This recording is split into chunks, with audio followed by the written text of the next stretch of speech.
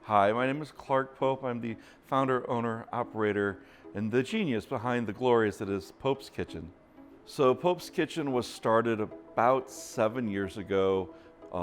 We have a tradition at my house. We do a cancer fundraiser, free will offering barbecue event. People regularly be like, oh, sell us your barbecue sauce. And I'm like, oh, that's so sweet, because it's a nice compliment. People want to buy your stuff.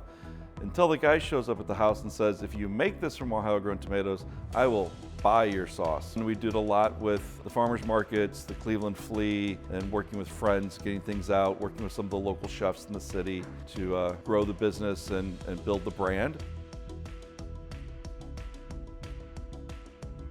You work on projects, you redo your website for the 4th or 5th time.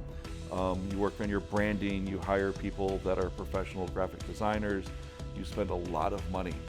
And so that is kind of how that goes. And if you're lucky, you're doing well and you've got that money up front. And if you're not so lucky, you fall back on the small business friend and family, which is the credit card. So I basically took $50,000 off of my credit card load. And so the credit card was 19.8%. Baseline. The baseline interest on my Honeycomb, I think, is 11.2. So considerable difference. So we're lifting up about $300 a month right off the bat, and which is nice. And then over the course of the next 5 years, that will decrease and the company will be essentially debt-free.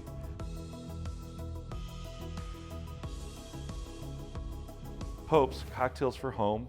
So, one of the things that allowed this happen is we free up the capital.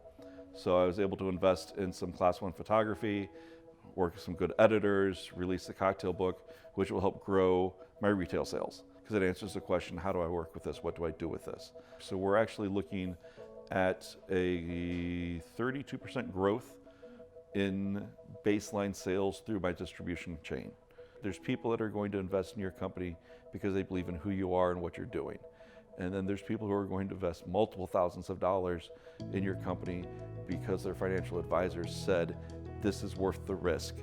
And so that changes your approach. It gives you a sense that you're doing something real. And so that's very nice. It's always wonderful when people want to support you specifically, but there's a really nice asset when people who make part of their financial living through investment. So it gives you a sense of legitimacy.